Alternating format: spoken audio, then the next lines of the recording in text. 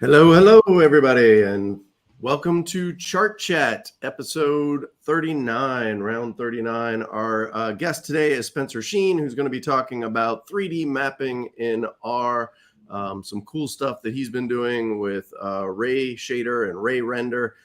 He's got some cool tutorials he's going to talk about, show you some wonderful mapping.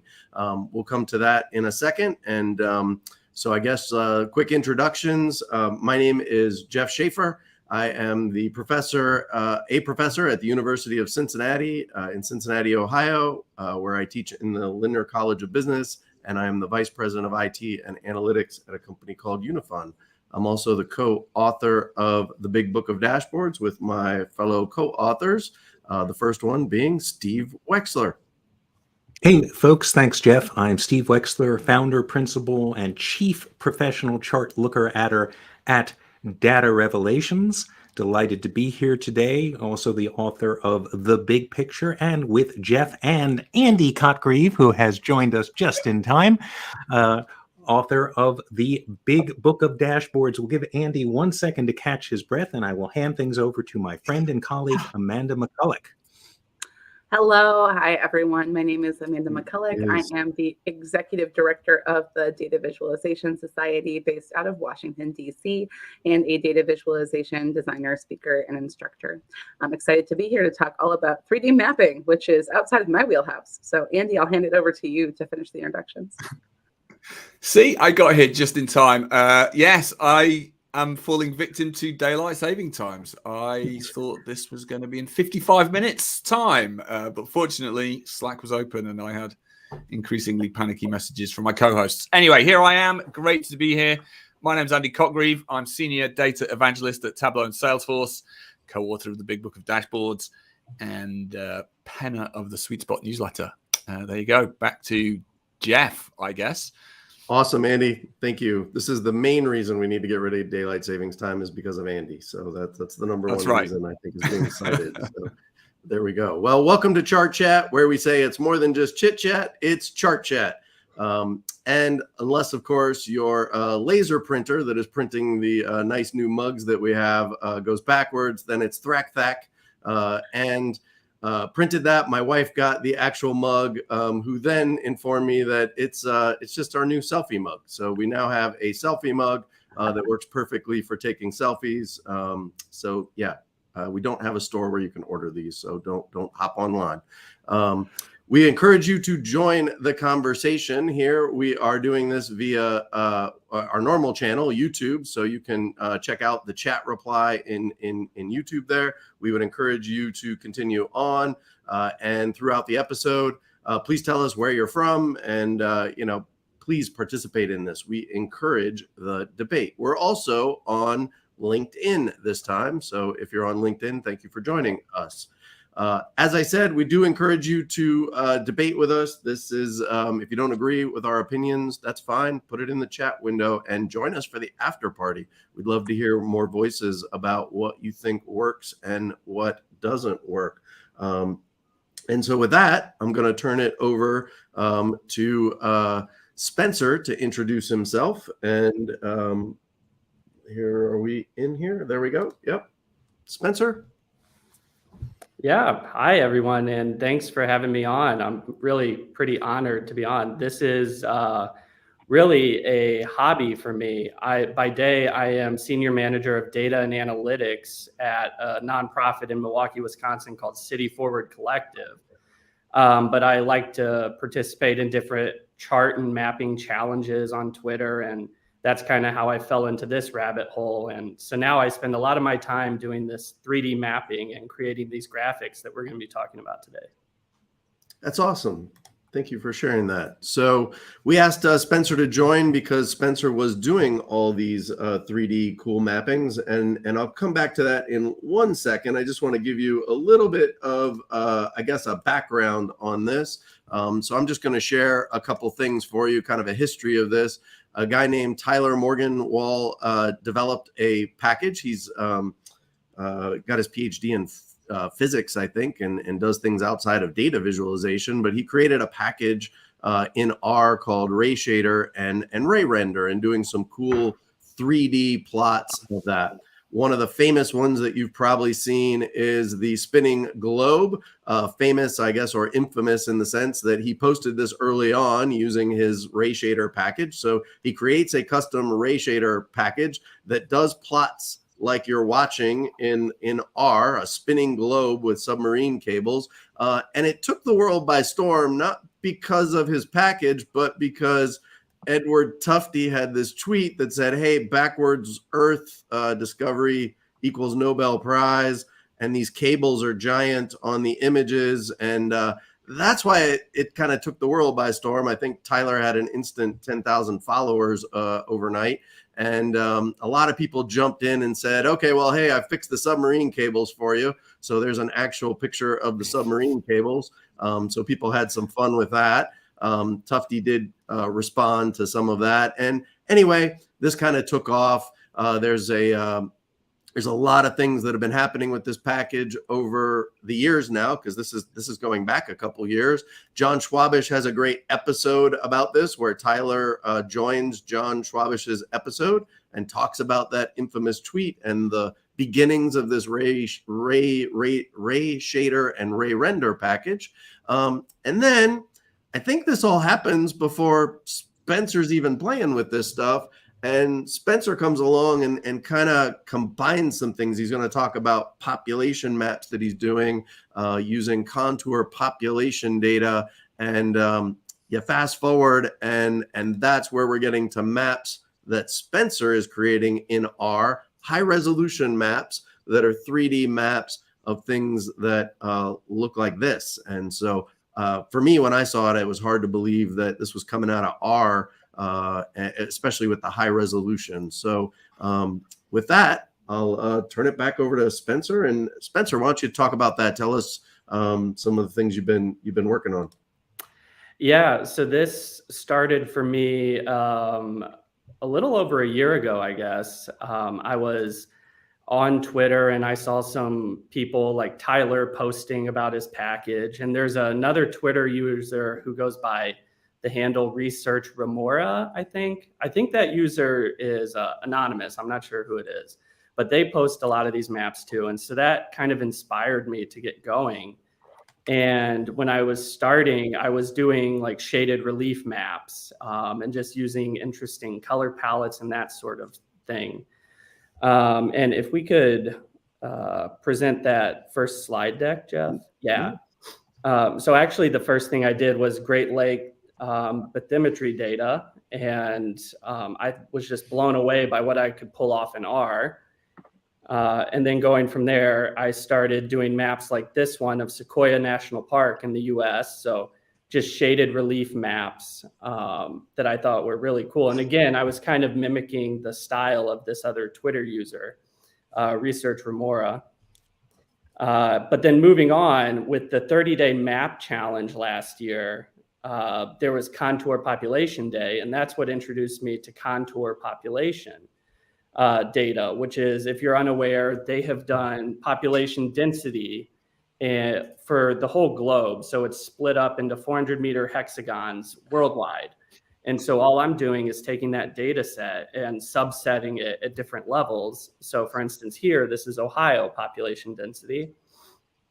And really my technique is to play with different color schemes, color palettes, play with the lighting, play with the angle and rotation of the map, all of that sort of stuff. I've also done maps where instead of using a predefined boundary, like a state boundary, for instance, I've done the population density along rivers or along interstates. So this is an example of the Colorado River, showing the population density within 10 miles of that river. Another one where I'm getting a little more creative with the typography used in the chart, which I'll speak more about later. And the different lighting you can see is evolving as I move through these. But this Utah one I also have in here as an example, because again, it's split up into these individual hexagons, and the data set is saying how many people live in that hexagon. And for context, this is what it looks like. This is the densest hexagon in Utah. And if you can't read it, this is Provo, Utah. And this densest hexagon is right on the outskirts of Brigham Young University. And I've actually found that's usually where the densest hex is. It's near a university town. So talk a little bit about the process to create these, right? So we get the contour data, and there's a great YouTube video, by the way, if you want to walk through this entire tutorial.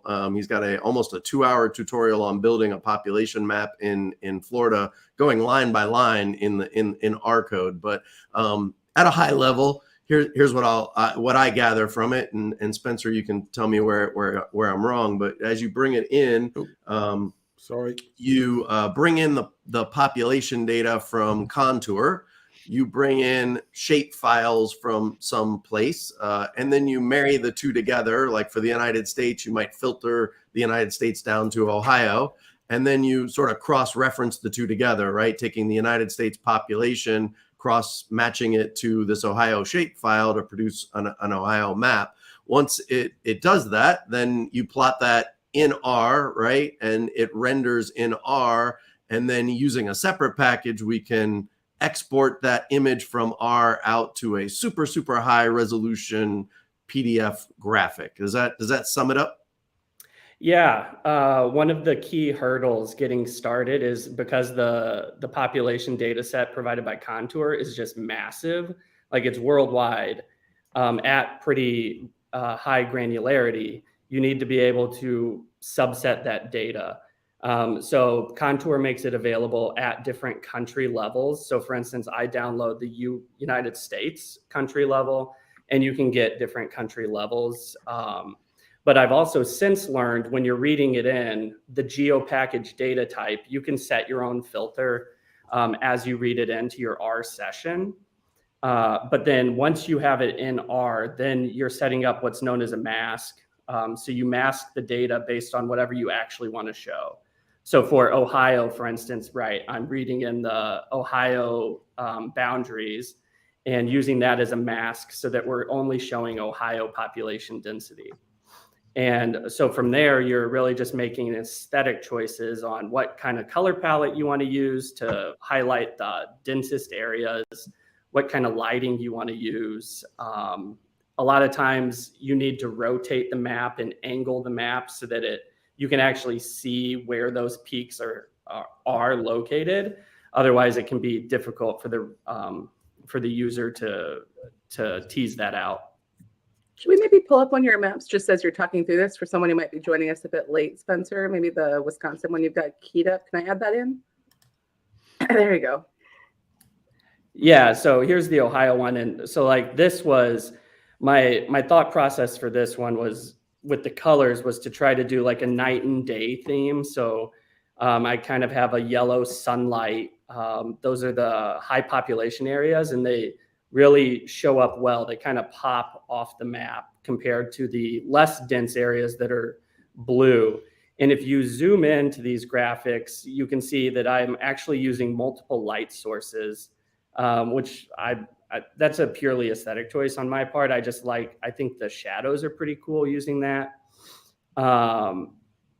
But yeah, it's a lot of fun to try to toy with different color palettes and see what kind of effect you can have visually in the end product.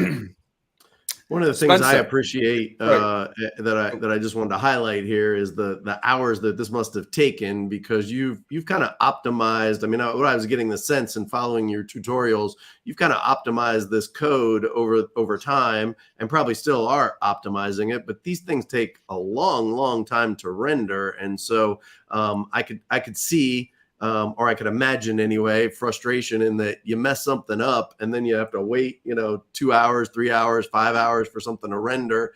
These things take 20 minutes to process, each line of these codes. Can you talk a little bit about that as you've kind of gotten better at it? Yeah, it's been a huge learning process. And honestly, I was just very stubborn in the beginning. Like I wanted to figure this out. Like I said, that Twitter user, Research Remora, they've posted snippets of their code, so that was a good starting point, but I didn't have the full picture. So yeah, there were a lot of trial and error, a lot of crash R sessions. But something I learned, for instance, is that it takes so much compute to just render the high quality image, just the population area, that I don't mess with any of the text annotations in that. All of that is post-processing. So I want to streamline it so that it's just looking at the population data to begin with. And even at that level, I take a subset of the data that's like 10% resolution, and then I'm toying with that as I hone in what kind of color palette I want to use, what kind of lighting I want to use, because otherwise this final product, like Jeff said, will take an hour to multiple hours to render. So you really want to have everything honed in before you're at that step. Did you have a question, Andy? Yeah, Spencer, this is fantastic. I want to go back to something you said about how you started this sort of hobby or pastime. You said you were mimicking the style of others, and I want to. I stole the screen share for a moment. One of the things when we were writing our book, the Big Book of Dashboards, one of the key things was, here are some great examples of dashboards. Go steal them. Steal them with honesty, with integrity. Don't plagiarize. And so we had a lot of great ideas about why it's worth stealing like an artist. So do you want to sort of explain what inspired, how you think it helped your own process by mimicking first and then going down your own path? Yeah, I mean, something like the ray shader package, if you read the documentation, like Jeff was saying, Tyler is, a PhD in physics. It's a very technical set of documentation. So without having those examples to serve as inspiration, like I wouldn't even be able to conceptualize what a real end product would look like. And I wouldn't have been driven to go through that stubborn process of trying to figure it out. So that was really key for me. And there was another, so Twitter user research remora was one piece of inspiration. But then when we were going through the 30-day map challenge last year, that's where I first learned about contour population data. I saw some users saying they wanted to use, I'm not sure how to pronounce it, but AriaLoad, which is a software to do 3D renderings like this, but it only works on Windows. So a lot of Mac users were complaining that they couldn't do that. And I work on a Mac too, and I had the thought like, well, I think I can do that in R with Ray Shader. And so I took that as a challenge, and that's where I first started that's when I first did that Wisconsin population density map. Well, and someone had the question is for clarity on what some of these kind of color palette pieces mean too. Like as you're putting things together in the Ohio map, were the gray sections where there was no data, or there's no one lives there and it's rural? So it's both. In the contour data set, those hexagons would just they don't exist because it would be 0. And so there's just no data there. So nothing's being plotted. So that's gray. It's just the background of that area. And I don't think I have one keyed up here, but some of the other states, like, the Utah one's an example, where most of the state is empty. I'm plotting the data for the whole state here, but you can see most of it is there's nothing there. No people, anyways, right? Right. Yeah. Lots of hiking trails and a really big lake that's slowly drying up. Yeah. The last technical piece I wanted to talk about is when you're doing things that don't have a border, and I don't know if you came up with this or somebody else did, and you figured it out, but you kind of use these buffer zones across these shape files, like when you're mapping rivers and things, and so it's not a one-to-one, right? It's not like taking a boundary and taking everything in the boundary. You started layering it around. I guess a good example would be maybe your Great Lakes, example. You started here, you had a different shape file for Great Lakes probably, and had a very specific shape file. But when you go to something like the Colorado River, that isn't, right? You're taking a buffer around the river. So maybe you could talk about that. Yeah. So when I started doing these, like I said, I was mimicking other styles, and I wanted to try something a little more unique. And so I had this idea of doing it along rivers or along roads or along borders or things like that. So rivers were actually sort of easy to do as those things go, because you can download the river data, like OpenStreetMap. They have tons of data. You can download river center lines, so it'll be a line string data type. And once you have that data, you can, in R, you can easily create a buffer, a polygon buffer around that data.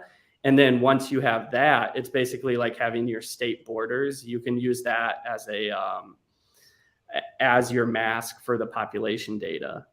Now, I've also done like the US coastlines, like the eastern and western coastlines. Those were a little trickier because you had to combine the administrative boundaries of the United States with the actual land boundaries. You had to do an intersection of those two data types before you could create the buffer. And then you create the buffer in the same way, and then you mask the population data. But yeah, I'm always trying to do something a little different and try to get creative, because that's where the learning comes. That's where the challenge comes. And that's what really drives me with these. Well, if you have any other technical challenges, some were talking about the documentation, and it seems like some of you in the chat have tried to mess with some of this data. You guys can continue to put that in the chat. I think this is a good segue to maybe our second topic, which is, this is a 3D map. Should we be plotting 3D? Isn't 3D and data visualization bad? Don't we say don't do it? So I think that kind of brings up our next topic. And maybe Steve, I'm going to pass it to you. Maybe you could talk a little bit about that. Okay. Jeff, if you can go to there we go. So this is a slide that you had found: perception of 3D pie charts, cool, confusing, misleading, and unreadable. Well, where's this notion that 3D is bad with the bar charts or column charts or with pie charts? And I think I've got one that kind of embodies it, the next slide, pretty effectively, which is, I'll ask an audience, okay, which of these slices do you think is the largest? And we'll say, oh, well, the orange slice looks larger. But if you reveal the numbers, you discover, well, actually the blue slice is larger. And when you do this type of distortion, create this cool looking 3D thing, you are in fact distorting the values. And this is misleading. And if somebody says, well, come on, I've got the numbers in there, why is there a problem with that? Well, if your visualization needs numbers to get the point across, it's probably not a great visualization if you have to have the numbers there. Now, if the main point of this, so either you want somebody to get the gist of something, or you want them to be able to make accurate comparisons. By the way, that's why the bar chart is a gift from the data visualization gods to mere mortals. It allows humans with no training to be able to make accurate comparisons. Well, I can neither make an accurate comparison, nor do I get the gist of this. The gist of this is orange won. Orange is the biggest, without putting the numbers in there. So this is why we say, hey, this is distorting, it's problematic, probably avoid this. But why is the next slide? I think this next thing is great. Let's see, can you move to the next slide, Jeff? Thank you. So this comes from Gabrielle Moritz, some work that she did with McKinsey and Company. If cows were a country, they would be among the top greenhouse gas emitters. And look, they're trying to show gases within those columns, within those bars. Ooh, 3D bad. And, oh, am I supposed to compare the area or volume of the cow with the volume of one of those things? No, you're supposed to just get the gist of this. I don't need to make accurate comparisons. This is going to completely stop me in my tracks, and it's just fine. So here, I think 3D is okay, and that's the same thing. Spencer, I think I first saw your work where you had showing population density in Texas. And I immediately got it. I don't know if we can get that one, but it was like, oh my gosh, I can kind of get the gist of this thing. Realize, by the way, if you were dealing with a flat map and just circles, a symbol map, we're not very good at judging the size of circles. And you would say that would be fine. So I got the whole gist of, and it was fascinating to me. I got the main idea that you were trying to get across. If I needed to make the accurate comparisons, maybe I would marry that gorgeous 3D rendering with a simple bar chart someplace else. So that's my take on 3D, when it is fine and when it is totally not fine. What do you think, Andy? Well, I just reflect on this as my own journey. I've said many times, I started my data visualization career becoming a complete zealot and follower of Stephen Few and his very dogmatic view of the world. And I had my phase where I was like, 3D absolute no. And then again, this word gist, it's now something I use time and time again. I reflect. I mean, Spencer, I'll ask you the question about this. You know, I remember 2016, Excel added this ability to make 3D maps, which are, I mean, not to insult what you're doing, but not dissimilar to what you're building. You know, it's a map with things sticking out of it, right, in a fake third dimension, and that hasn't really taken off in the field. I don't see 3D maps in the field. They don't seem to generate engagement on Twitter or social media. And again, is it because this came out at the time when I personally was anti 3D, or have I just gotten soft in my old age? Or I guess, Spencer, why? Come on, give us the defense that we all know exists for 3D and why you do it. I mean, these ray shaded maps, the maps that are using ray tracing, that are casting the shadows, in my opinion, that's like the really striking thing that stands out. Like if you glance at it quickly, it almost looks like someone set that up on a table and like built it up. And then the shadows are just there in real life and they snapped a picture. That's really cool. It really draws you in. And I think, like we were just saying, it gives you the gist of the data immediately, which those Excel 3D maps would give you the gist too, but it's just like, you know, some of these I would want to hang on my wall. It really qualifies as something that's really aesthetically pleasing. So I think getting to that level where you can have that high of quality and you can simulate the real effect of lighting, like that, I think is the key. And that's where these ray shader is not the only way to do this. Like Blender does it too, and there are others. But the ray tracing, that's where that comes in. And actually, you know something, the shadow, to go all cognitive sciencey on this, the shadow actually creates a double encoding, right? And I mean, this is a good example. Sorry, go back to the slide we just had. You know, if you look along the top northern borderline of Ohio, I mean, it's almost like a line chart version. The shadows are sort of double encoding, so maybe that actually is appealing to us as well as we try and seek out the gist of the data. Mm-hmm. And as Cam says, yours are pretty and Excel's are kind of ugly. I agreed. But something you said just jumps out at me, Spencer, in terms of these are. Amanda, what are your thoughts?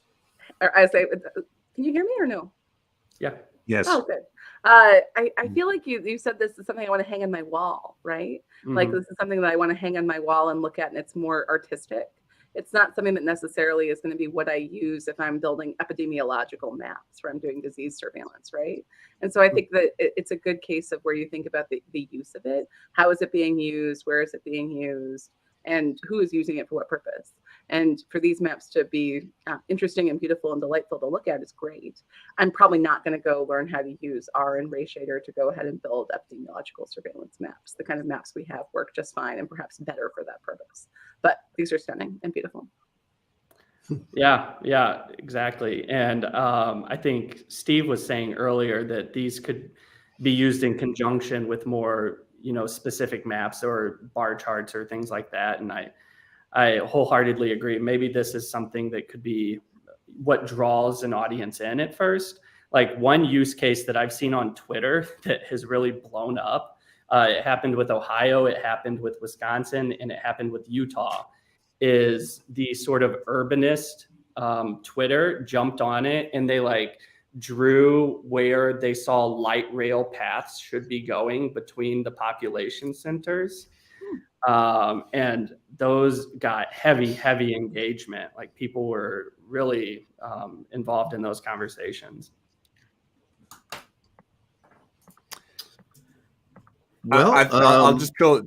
Oh, sorry, Jeff. Yeah. I just you just said something so fascinating there as well. Capturing people in the place where they need to be captured, and then bringing them to somewhere where things can be a bit more accurately conveyed once they've kind of clicked and opened themselves open to having more depth of an experience. Here's a great example. So this was back in January 22 or 2021. 2022. So this chart broke the data viz internet. I mean, it's from a accuracy perspective, it's absolutely garbage. You know, why would you put a timeline on a spiral? But you're scrolling through your Twitter feed and you're like, oh my God, what the hell am I looking at? And then you click, and then when you get to the page itself, let's get rid of the things. Then just like, well, there's this thing. And then further down below, you actually see the line chart version of it. So I've come to your page, and now I'm ready for a more accurate sort of process to slow thinking way to digest the data. So again, I agree with you, Spencer. Actually, I think that it's interesting because we look at this from a novelty perspective in terms of novelty, but there's also the really practical piece of how forcing us to think more about a data visualization can help us make sure that we challenge any perceptions or biases or other issues that we have. So if you kind of think about, for example, Eli Holder did a really great piece of research that had some great visualizations from Ali Torben. And in the visualizations, and I'll put this link in the chat piece, they talk about the challenges with the ways in which we perceive and look at bar charts, and especially bar charts of aggregate numbers. We assume that all of the people, if we scroll down to one of these beautiful explainers that Ali did, that all of the people in that underlying group all group and cluster around wherever the end of a bar is. And so as we think about what this looks like, it can actually reinforce some of our own perceptions and biases and not show us all of the underlying information. And so I think it's not just about the idea of how do we actually build things that get people to stop in their tracks, which is what they actually end up making a case for as he talks about recommendation for, I'm sorry for scrolling through this, but I'll put the link in. As they talk about recommendations for what to do, they talk about the importance of actually going ahead and doing more of the presentation of distributions, because it will get us to stop and pause and think about what the data looks like and what underlies the overall summary statistics, rather than doing just bars by themselves. And so I think it's more than just stopping us and pausing us just because it looks different or interesting or novel. It's about using sometimes a slightly less familiar chart type or approach because it actually helps us engage more meaningfully with the information. Maybe that's a stretch for population density maps, but the use of, for the urbanists, of kind of how do you think about how we would distribute and plot transportation is an interesting one. Mm-hmm. Well, that's probably a good segue to our last section. Spencer, your work has really changed over time, right? Just from the time you started doing this to your maps you're producing today. I've noticed, for example, the typography and the lighting and things like that. Maybe you could talk through how that's progressed over time. Yeah, absolutely. So like I mentioned, I got started with this during the 30-day map challenge last year. So first time using contour data, first time creating a map like this. And I had previously done the shaded relief maps, but I found that they're a little different. The same techniques don't really work, because with the population density, you have sharp spikes coming up, whereas shaded relief maps, it's a more gradual increase and slopes and those sorts of things. So the first map I did was of Wisconsin. I live in Wisconsin, so easy choice. If you're ever just like wondering what you should do, like I would always be a homer if you're lacking inspiration, and just do your state, your city, anything like that. That's an easy, that narrows it down for you. But so I did this Wisconsin population density, and looking back on it, like there are so many lessons I've learned that this one feels like the lighting's off, the color palette isn't great. It almost feels brooding to me because it's dark and the population centers are darker. And now I've learned that I like to adjust the lighting so that population centers are brighter. They pop off the page. So for instance, moving to this next one, this is the Nile, population density along the Nile. similar to the Colorado population density I did. But the key change here that I've made is I'm using 2 different light sources now, and they're different colors. And you can see that in the color of the shadows. So I thought the overall aesthetic effect of this was pretty nice. And also, like Andy was saying earlier, the shadows are sort of double encoding the data. So you can see that the population spikes are casting the longest shadows. And it also has the effect of kind of looking like a ridge line on top of a mountain. I thought that was pretty cool. So I'm starting to play with the light sources and the shadows, but you'll notice the light sources are kind of facing at us here. So the shadows are coming at us. But one of the key changes I learned to make was having the light source come from the same direction so that it's reflecting right back at us. And you get a little bit of that in the Illinois population density that I made. And this is the first one that really got a lot of engagement from me. I chalk it up to the Chicago crowd, really liking having their city pop off the page like that. But you'll notice with this graphic, I'm using 2 light sources again, which you can kind of see in the shadows, but they're coming mainly from the same direction. They're just off by a few degrees. And they're generally coming from the same direction we're viewing the map at. So the light is reflecting off of the population spikes. So you see that light colored blue kind of popping a bit more. And that was an effect I really liked. I thought the suburbs of Chicago here are still pretty dark. So moving forward, I wanted to make it more so the population is brighter. It's showing off the page like that. And I think that I achieved that with the California population density. So now I've gone just like totally in this direction of trying to have the light reflect off the population spikes. So I think the effect feels like they're almost glowing or like it's gold. And I did have a bit of inspiration for this, the gold theme for California. And so I was kind of going for that, but you still have like the highest population spike is still showing up as, a darker red. That's San Francisco and LA to the south, but having the light reflect off the lower parts of the spikes is something I really like. And also you can see I've started playing with typography now. So if you were to zoom in on these, the California population density typography, I'm actually casting shadows. I have a shadow effect going on there. And like I said, I'm post-processing all of these images to add the typography. So I'm doing all of that with Image Magic on the command line. And Texas is one of my more recent ones, but it's one where I feel like I really brought all of what I just talked about to bear. So I think the lights reflecting off the population spikes and really making them glow, which was my goal. The typography I think is really fun. I got the shadows to sort of look like they're being cast. That wasn't done with ray shader. That was all Image Magic because the ray shader rendering, like we talked about earlier, just takes way too long. And I really needed to hone that in. And it's a bit hard to see here, but the surface that all of this is placed on is a microfacet surface, which means it's slightly reflective. So if you look at population centers, like along the border, for instance, you can see there's a slight glow. So there's just like these subtle elements that I'm trying to add in with every new map.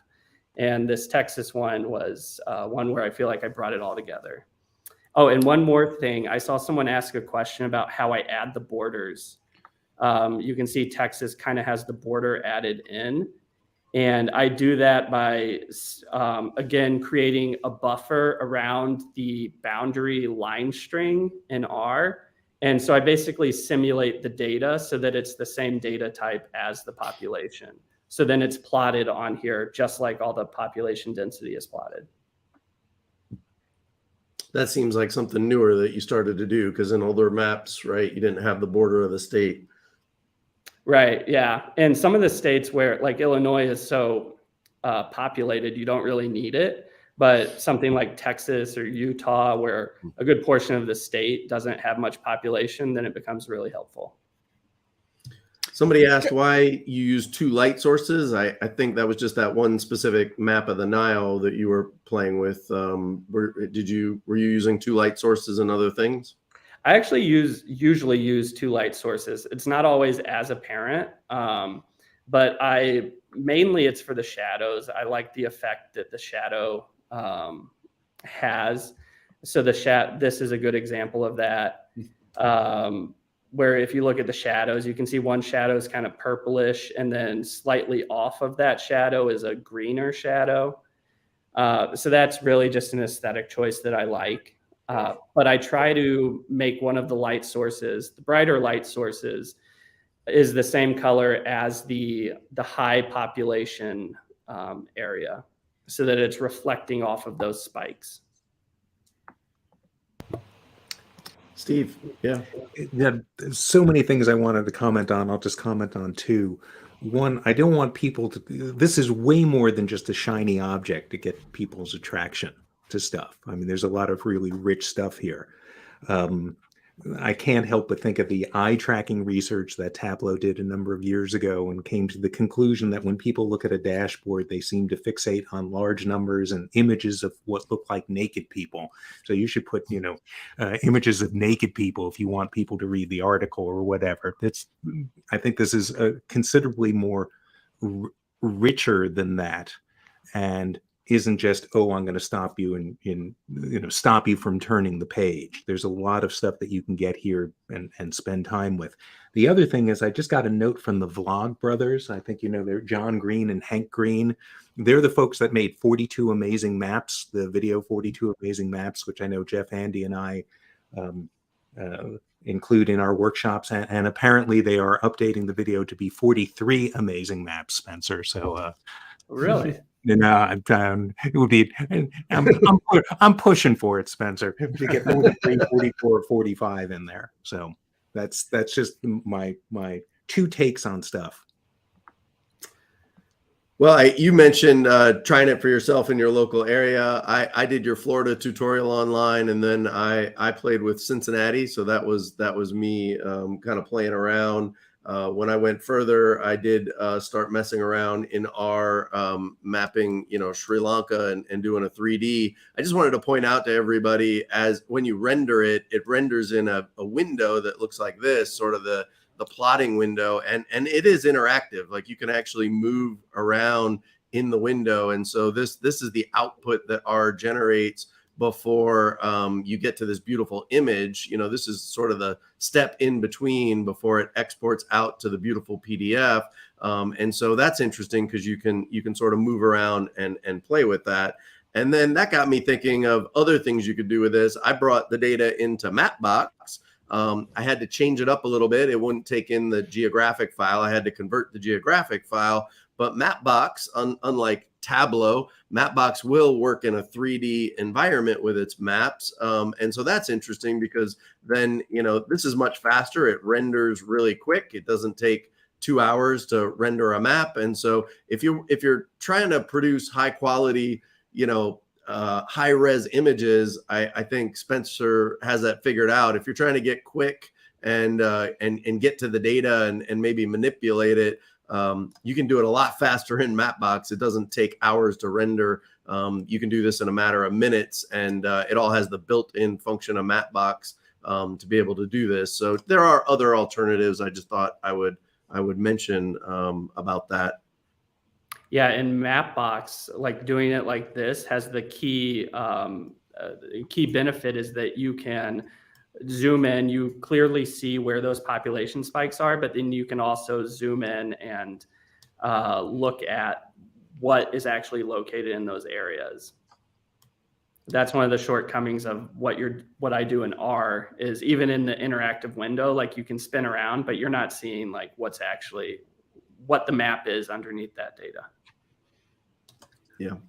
The layers are nice to have, but it is when you zoom in, you see kind of the boxiness of the map as it renders there versus more of the smoothness on some of yours, Spencer. And it's just an interesting trade-off question around the time and level of effort you're putting into something, right? To make those really tiny, seemingly small kind of design refinements at the, end of the process is probably the wrong framing, midway through the process to get to the end.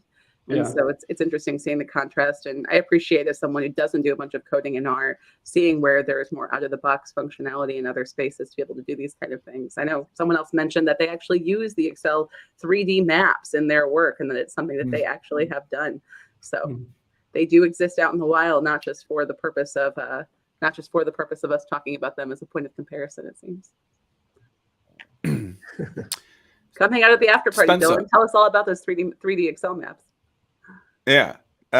Spencer, I've got a couple of questions. One's about motivation. It's like, so you've been doing this a while, and the changes are becoming more incremental, right? And it's a hobby. So what is it? Why are you carrying on going, right?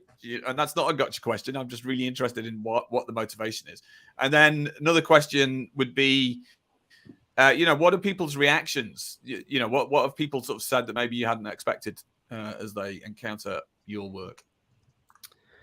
My motivation is really just I enjoy the process mainly. Like you think about getting into a flow state. Like I will lose hours just refining these maps and working on them.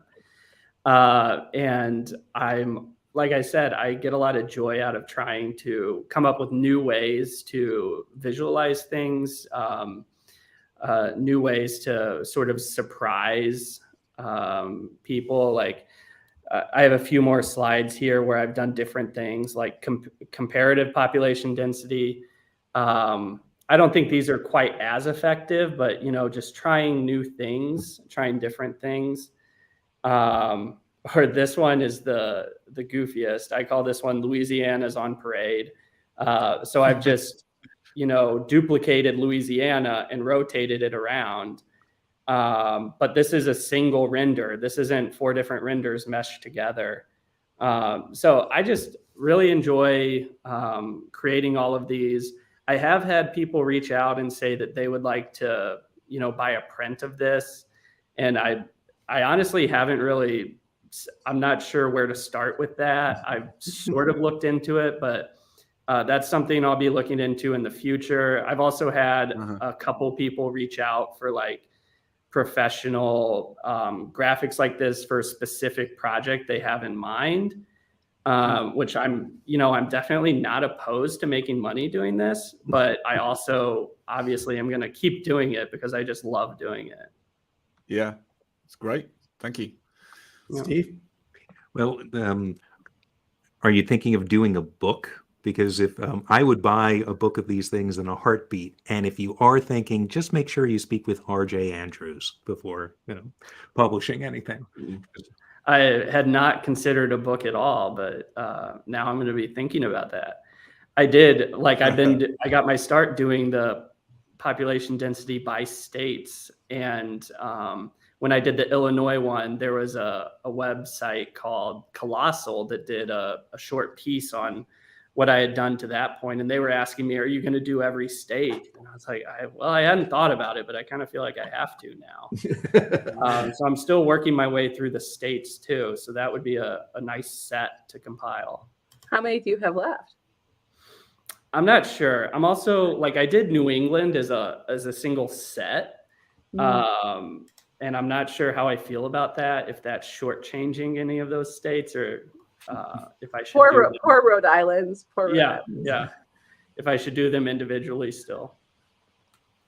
I enjoyed the ones you did for the Super Bowl. I think you did that too, right? With the 2 competing cities. Yeah. The comparative population density, like I said, those are fun to do, and it's a fun technical challenge. But at the end of the day, I'm not sure they were really effective. Like, could you really compare the populations, but the density between the 2 areas? So I tried one where it was just city boundaries, and I tried one where it was census metro areas, because the metro area is a little bigger, and I think it shows up a little better when you do it like that. So I'm still, toying with how to make that most effectively. And I want to underscore you're spending so much time on the top typography. That is something I don't think about that much in just doing business dashboards, but Jeff and I have had a lot of discussions about this, and this is a huge part of what is making this stuff so attractive. And I can't help thinking, are you getting any influence from some of the U.S. Park Department's brochures from the 40s and 50s and things like that, and particularly with the Oklahoma one, was kind of evocative of something that I might have seen from a previous era. Yeah, that's a funny question. So I had shared with you all before that I spend most of my time on these lately, working on the typography and honing it in. And I almost feel like someone who discovered like shadow effects in PowerPoint. You just go crazy with it. I'm using Image Magic, like I said, but I'm learning how to do all those, everything I can with that. And so I didn't have that in mind. I didn't have any old national park or any retro aesthetic in mind, but I do recognize that they have come out pretty retro. And I think Jeff had that Grand Canyon graphic, the purple one, where I had like a purple shadow, and that one, someone on Twitter called that one really groovy or something. And I definitely understand that interpretation, but yeah, it's really fun I think the typography is important, and it does make it, it adds an element that just feels, I don't know, more complete, I guess. It feels like something I'm proud of. So I spend a lot of time on that. Something that strikes me actually about the typography piece is the idea that we talk a lot about kind of consistency and data viz style guides these days, and how do we make things consistent across all of our products. And you've gone the opposite direction in terms of making very deliberate, very personalized, more graphic design oriented font decisions in terms of what the typography looks like on these different maps. And I think it looks beautiful. And because they're all so different, they're not small modifications. It's not like they're all a little bit off from each other, but it still looks cohesive because the charting type or the graphics themselves are more consistent. So I think it's an interesting space around a case for that kind of personalized typography being integrated into these kind of images, but it works well because they're all so different and distinct in a lot of cases.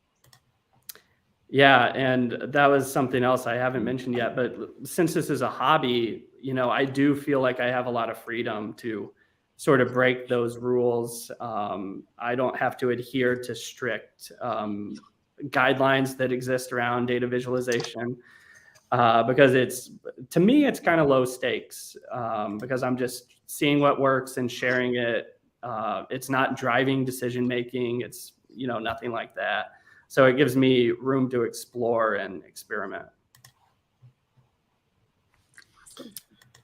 Well, I guess we are getting to the closing hour here. So happy to take more questions in our after party. So please join us for our after party.